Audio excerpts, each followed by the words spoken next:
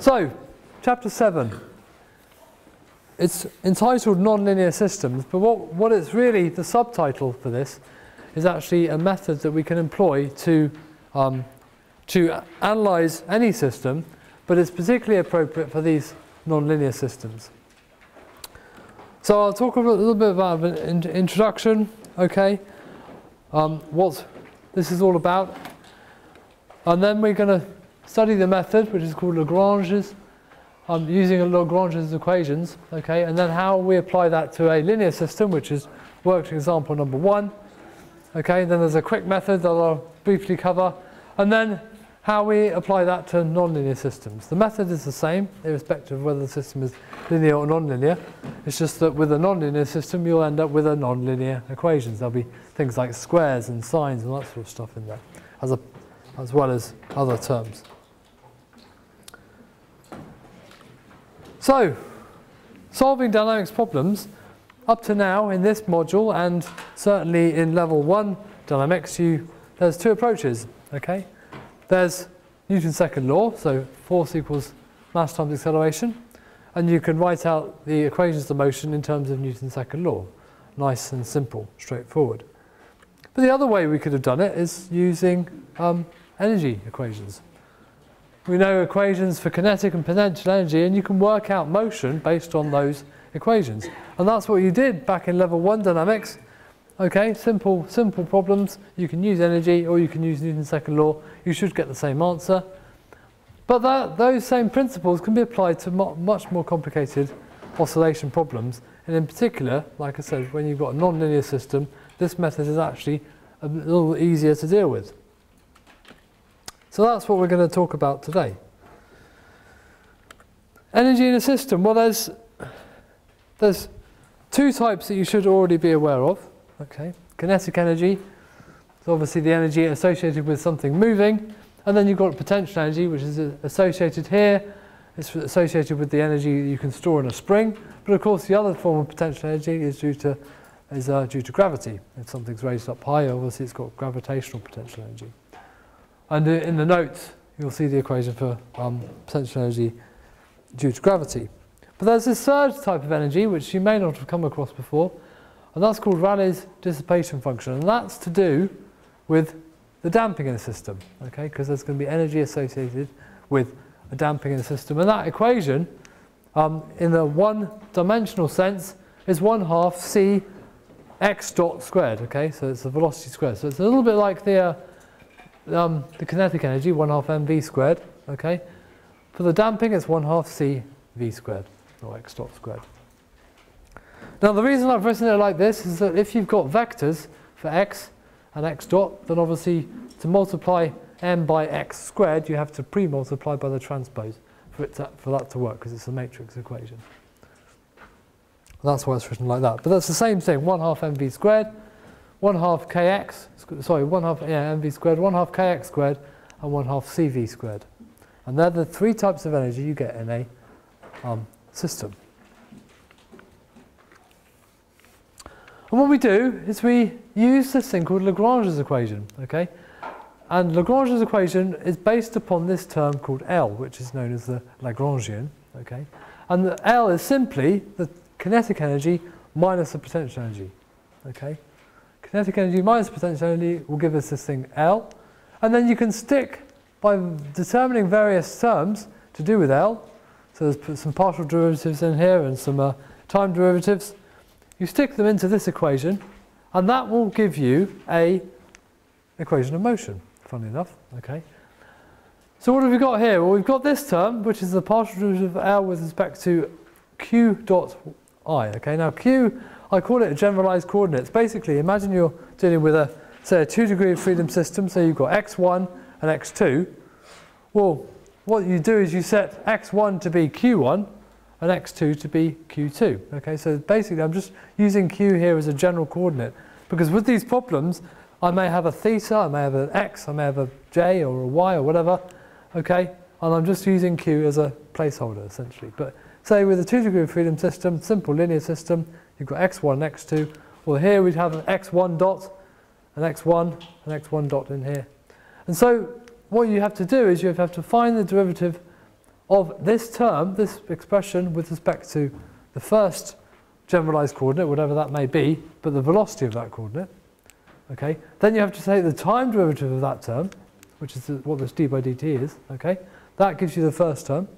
Then here we take the derivative of this expression with respect to that variable x1 or x2, whatever, in here. And then here we've got an equation for r, which is the potential energy, with the energy associated with damping. Okay, and then you have to take the derivative with respect to, again, x1 dot or x2 dot. And then this will be the force that's driving the system. And then you stick them all into this equation, and out will pop an equation of motion. And what we'll do is we'll do an example of a linear system, and we'll show that the equation of motion you get is exactly the same as if you'd used the quick method or Newton's second law. And we'll do that in a minute. So, as I said, there's a process. Find the kinetic energy, which is T. Okay. So for a linear system, that's very simple. It's just 1/2 mv squared for each of the masses. Potential energy, okay, so if you've got springs in the system, then that will be part of this.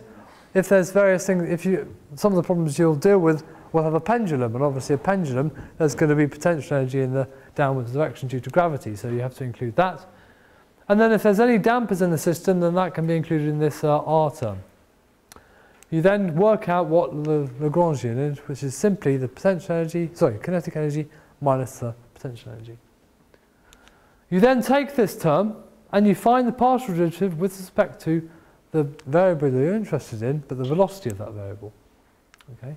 And then once you've got that expression, you take the time derivative. Okay?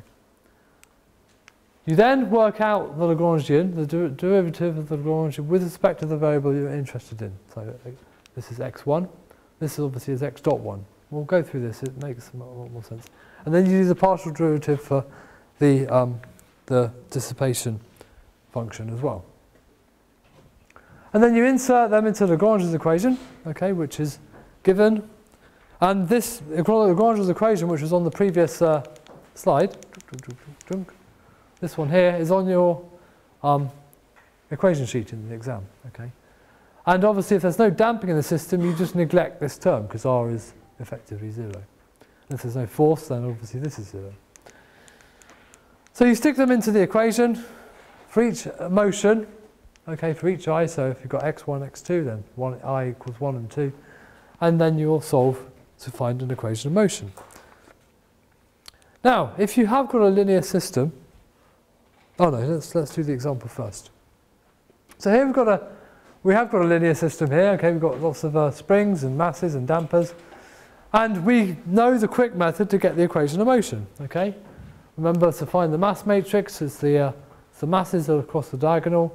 Stiffness matrix. You take the sum of the dampers connecting mass 1 to ground and mass 1 to another mass. That's going to be the diagonals, and off diagonals is going to be minus the sum of the masses connecting each mass to each other, okay, and the same for springs. And so we could come up very simply with the equation of motion for this. So let's do it, shall we?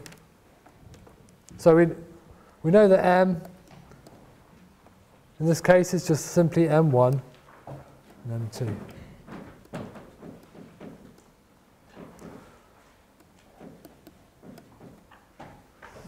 Well, here we've got C1 plus C2, and then down here we've got C2, and here we've got minus C2 and minus C2,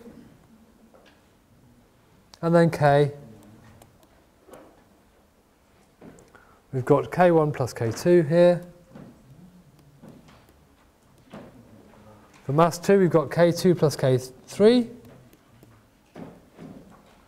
And then for the only spring connecting the masses to each other is K2, so it's minus K2 here and minus K2 here. And so you can stick that into the equation, m double dot plus C x dot plus K x equals, and then we've got some forces. Okay, so there's your equation of motion, linear equation of motion, and this is what we're going to get. Okay, it's just to show you. Ideally, this is what we're going to get. So we all know this. This is stuff from chapter 5. And let's move on.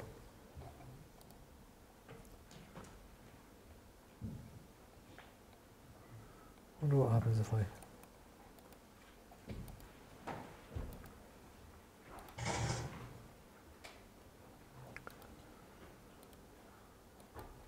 Come on. Right. Oops.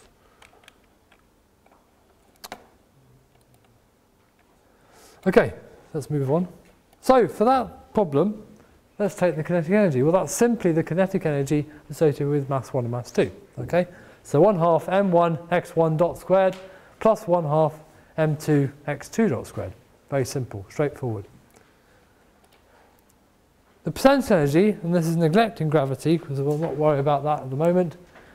We've got the spring that's associated with just mass 1. Okay, so that's k1. So 1/2 k1 x1 squared.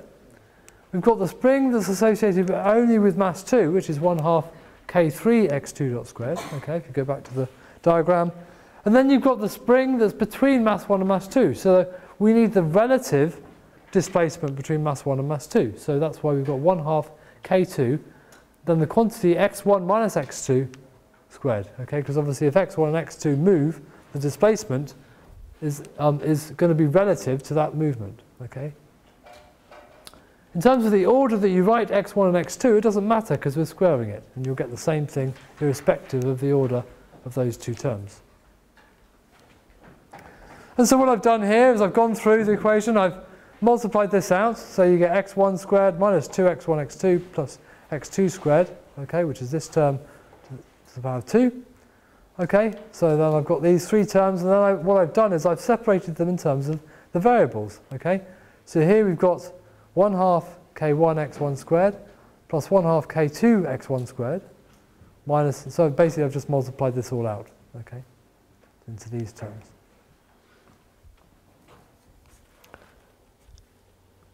So there's our T and there's our V. There's dampers, so we need to deal with R. Okay, well that's very simple. Again, we've got the damper between ground and x1, which is this term, C1, and then we've got the damper between x1 and x2. And again, because it's to do with the relative velocity between the two masses, we need to include both of those terms in there, x1 minus x2 dot. And again, that's squared. And because it's squared, it doesn't matter the order you write this displacement because it's relative. Okay, so here I've written it x1 dot minus x2 dot, quantity squared. So this, from this line to this line, I've just squared this out, which is this line here. And then I've just multiplied this term through for those three terms, which gives you those three terms there. So there we've got it. We've got T, we've got V, we've got R. Well, let's find L. That's very simple. That's T, which is here, minus V, which is this lot here.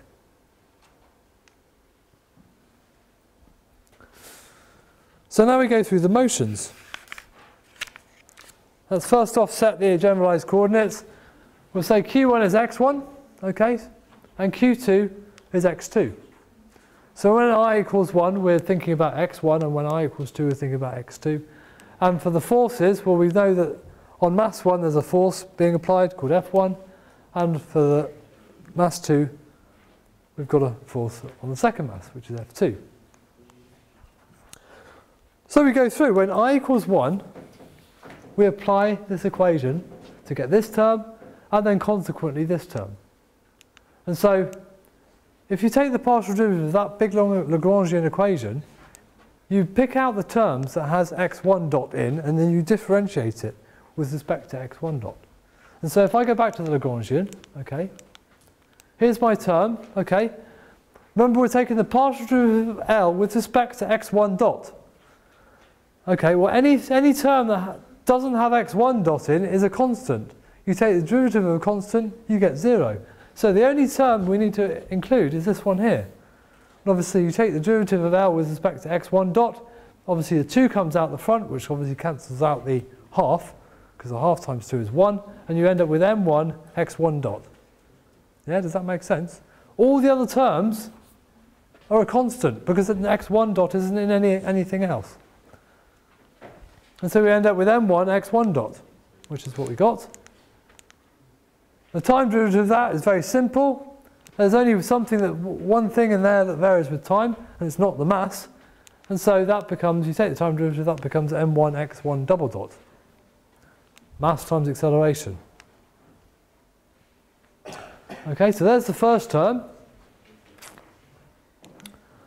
Now, for this one, it's relation to x1 without the dot, okay? So we go back to the Lagrangian, back here. This term is now a constant, we disappear, there's no x1 in there. This one's a constant, that disappears. This one we need to include, this one we need to include, this one we need to include, and those two, again, constants, they disappear. So it's these three terms that we have to differentiate with respect to x1. And so here, you can see that obviously this will be, the 2 will come down the front, that will become minus k1 x1. Here, again, the 2 will come down the front, that will be minus k2 x1. And here, we've got x1 to the power of 1. Well, that will make that 1 when you differentiate it, so you end up with k2 x2.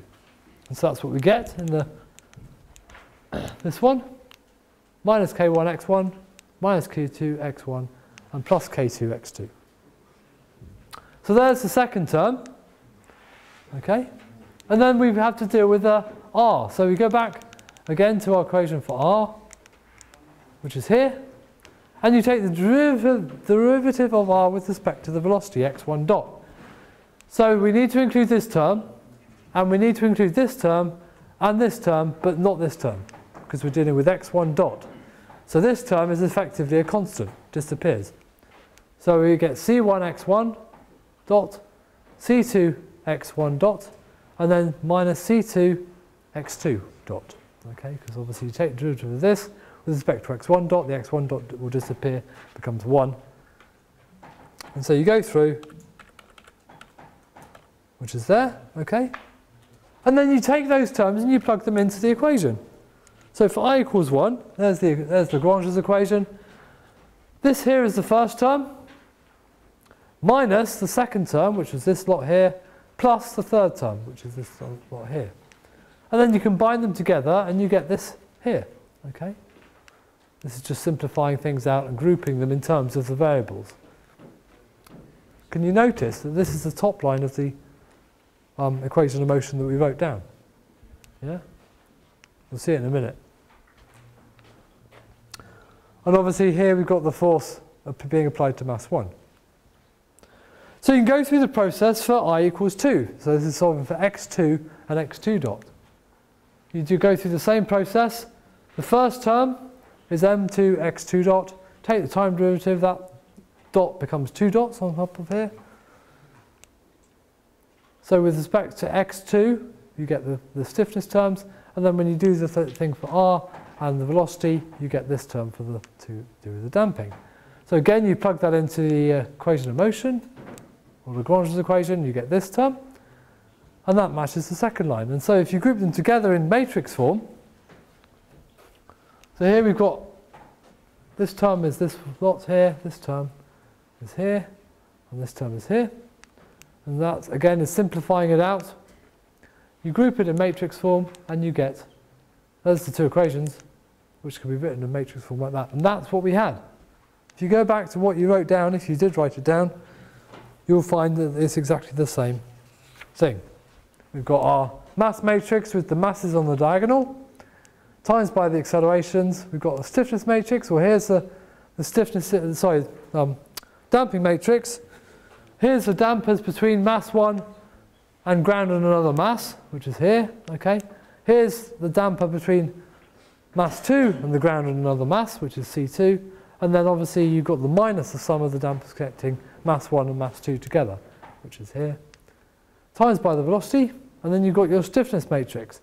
Springs connecting mass 1 to ground or another mass. Springs connecting mass 2 to ground or another mass, and then you've got minus the sum of the springs connecting mass 1 and mass 2 together, times the displacement equals your force. And that's exactly what we had from the quick method. So you can see how it can be applied to a linear system. And it's relatively straightforward to do so. Okay? I wouldn't suggest if you had a linear system that you chose this method because it's a bit longer and prone to mistakes. But this proves to you that it works. Lagrange's equation is correct, okay? Because we get the same result whether we use energy or whether we use Newton's second law.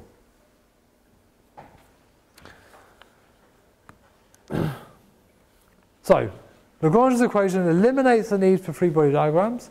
So you don't need to worry too much about drawing free body diagrams, and you don't need to worry about applying Newton's second law. And so it could be more efficient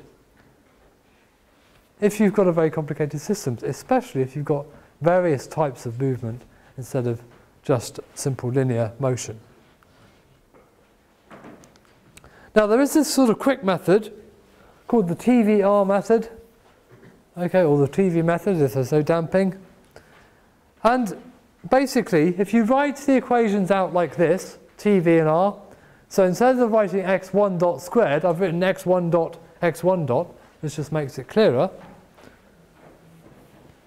What you do to get the mass matrix, you take, for the diagonals of any of the matrix, the mass and stiffness and the damping matrix, you take the diagonals. Obviously, you know, for the mass matrix you've got m11 and m22, okay? Well, you take the terms where you've got x1, so you've got 1, 1 there, you take 2 times the coefficient. So the first box in the diagonal for the mass matrix is going to be 2 times 1/2 m1. Well, it becomes m1, okay? And you take 2 times 1/2 m2 for the second box, and you get m2.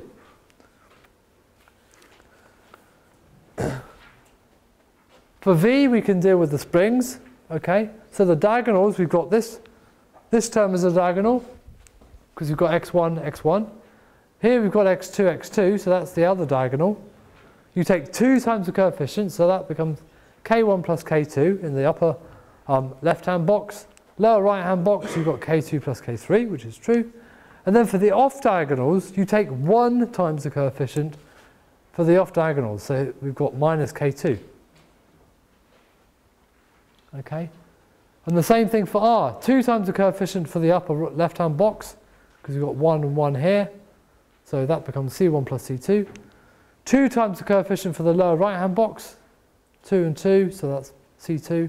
And then 1 times the coefficient for the off diagonals, minus C2. And again, if you go through the process, you get the same equation of motion. Oops.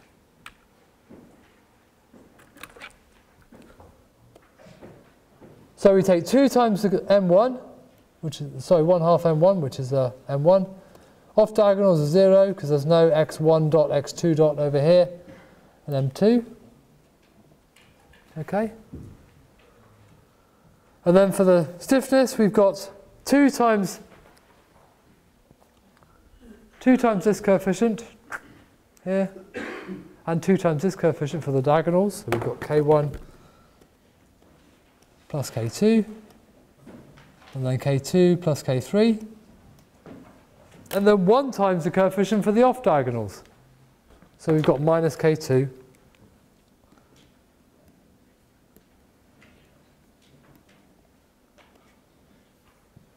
And then the same thing for R, we've got C1 plus C2 here.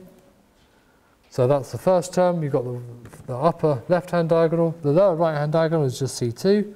And then we've got the off diagonals is minus C2 and minus C2. And if you see, that is exactly the same as what we had before. So for a linear system, there's 2 quick methods you could use. If you know the energies, you could use this method. If you know Newton's second law, you could use the other method. It doesn't matter. Or you can go through the whole process for both methods and you get the same result. And the details for that method here is given on pages 113 and 114 in your notes.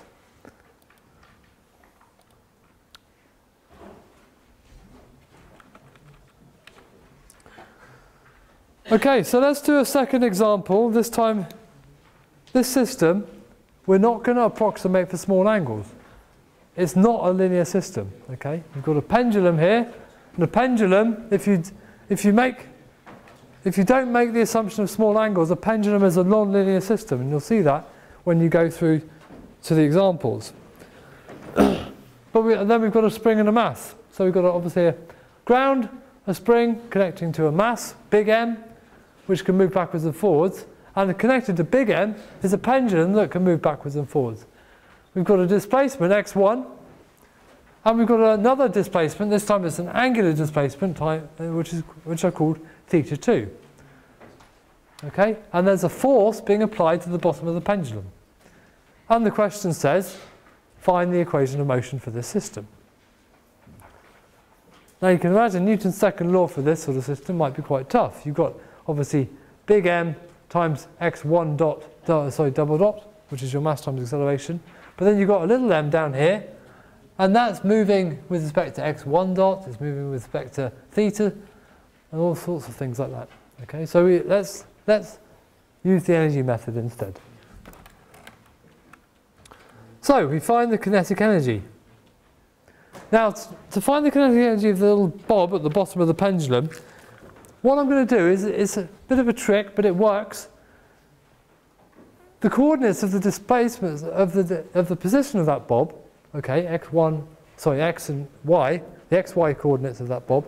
If I go back to the diagram, in terms of x, so we've got the datum for x, which is up here.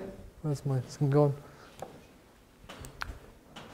So it's going to be x1 plus, we've got the sine, L times the sine of theta 2 will give us the horizontal displacement of the bob. Yeah? x1 plus L sine theta 2. That will give us our horizontal displacement. And if this is y equals 0 and downwards is negative, then the y position of the bob is going to be minus L cosine of theta 2. Yeah? Does everybody agree? If x is 0 here, we've got position here in the horizontal way is x1 plus L sine of theta 2. And the vertical displacement, if we've got y equals 0 here, is minus L cosine of theta 2. Yeah? So that gives us the position of the pendulum bob. Now, what we can do to get the velocity is we take the time derivative of those two terms. So x1 dot, also xb dot, is simply this varies with respect to time, and theta 2 varies with respect to time. So we have x1 becomes x1 dot.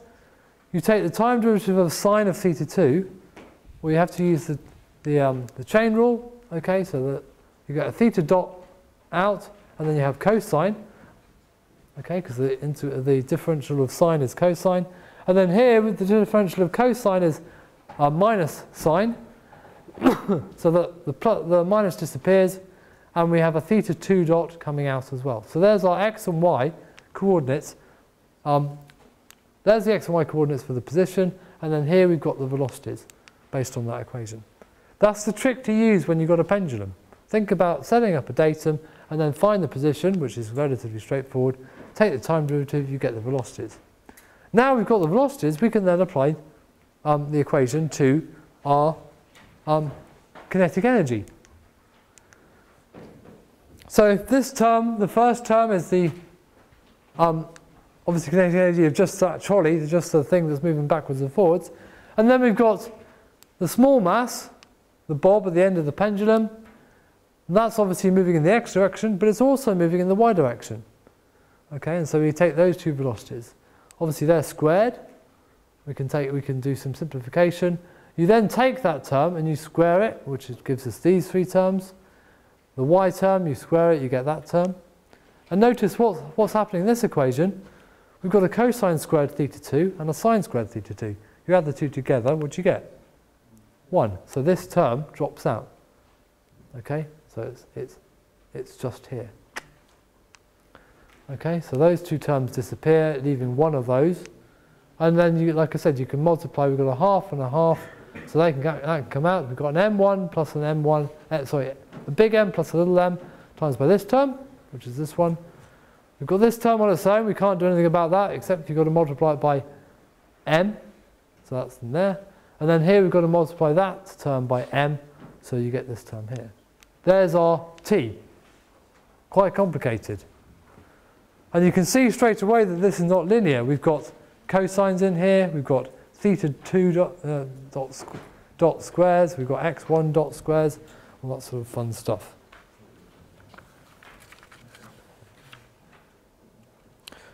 Fortunately, the potential energy is somewhat simpler. We've got the spring, and we've got the gravitational potential energy of the pendulum. So there we go. So we take our term for y, you stick it in, you get this equation. There's our v.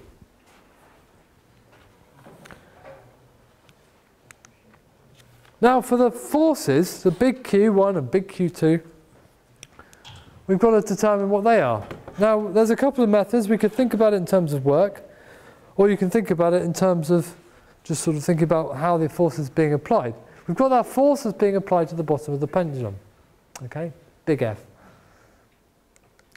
Now the displacement of the system, if you think about obviously work, you know is force times displacement. Well, the displacement is going to be the change in x1 plus the length of the vertical drop of the pendulum times by the angular displacement. That's the displacement of the system. Work is force times displacement, so you multiply both of those terms by force, you get F delta x1 plus FL cosine theta 2 times delta theta 2. And that's going to equal Q1 x1 and Q2 theta 2. And so Q1 you can see quite clearly is F, and Q2 is going to be this term, which is a moment, which makes sense. Linear work is force times displacement. Angular work, okay, which is what this term is going to be the moment times by the angular displacement, which is exactly what's going on here. And so we end up with this term, Q1, when I equals 1, we have x1. When I equals 2, we have theta 2. That's why I've called it x1 and theta 2, just to remind ourselves. Q1 is F, and Q2 is FL cosine theta 2, which is there. So now we can go and apply Lagrange's equations. You find the Lagrangian L, which is t minus v. So there's my t term, and there's my v term. And then I've gone through and simplified things out, and you end up with this horrible long equation. And then you have to apply the various terms. Fortunately, there's no r term, so we don't need to worry about that. So when we take r equals 1, the first term involves x1 dot. So we need to accommodate it in this term and this one, but not the other terms, because there's no x1 dot in those terms. So they're constants. Take the derivative of this, well, that's just going to be big M plus little m times by x1 dot. Derivative of this, well, there's only one of them in here. It's not squared or anything. So we're going to do ml theta 2 dot cosine theta 2. All the other terms are constants. So there we go. That's straightforward. We then take the time derivative of that. Okay. So obviously the x1 here becomes x1 double dot. With this term, you need to think about which terms vary with respect to time.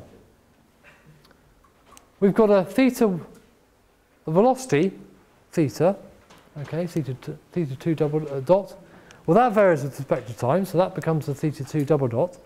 But theta also varies with respect to time, so you need to take the derivative of this term with respect to theta. Okay, sorry, with respect to time of this term. I'm dealing with the theta 2, which is where this minus sine theta 2 term comes from. Fortunately, when you're looking at the Lagrangian and you're dealing with just x1, there's only one term in the whole thing. It's got x1 in, and it's this one here. All the other terms are constants. So although this equation looks horrible, okay, it's actually relatively straightforward. Once you've got rid of all the terms that don't count, things look a lot simpler. So there we go. So there's our two terms. This one here and this one here. There's no damping, so r is 0, and so you basically bung them into the equation and you'll get the solution. We'll do the same thing for I equals 2. Okay, you go through the process. So this is, when I equals 2, we're dealing with the theta 2 dot term, okay, or theta 2 term. So you end up with these equations. You can go through the process if you wish. And then you apply them into Lagrange's equation. So there's the first equation of motion. Okay? For r equals 1, and then the second equation of motion, you get this. Now notice that these are not nice linear equations. Okay? They do not fit the nice format of m x double dot plus k x equals f. That's the nice form for linear systems. Neither of these equations fit that format. Okay? But they are the equations of motion of that system. If you plotted these things, you get the answer of what is going on with the system in terms of x1, okay, and theta 2. You'd be able to get equations showing what's going on with respect to the system. So that's a worked example for a nonlinear system. Okay. Now I know it seems like a lot of maths, and you'd be right. Okay, there is a lot of maths involved, and you need to be relatively hot on your ability to differentiate terms. Okay, correctly. But as long as you are, okay, and it's relatively straightforward, we're going to go to an example in the second half. Then we might be able to go through 2 even. Then it's relatively straightforward to apply, okay? And this enables you to take any system, be it linear or non-linear, or you're not sure, you apply this method and you get an equation of motion that matches up the system, okay?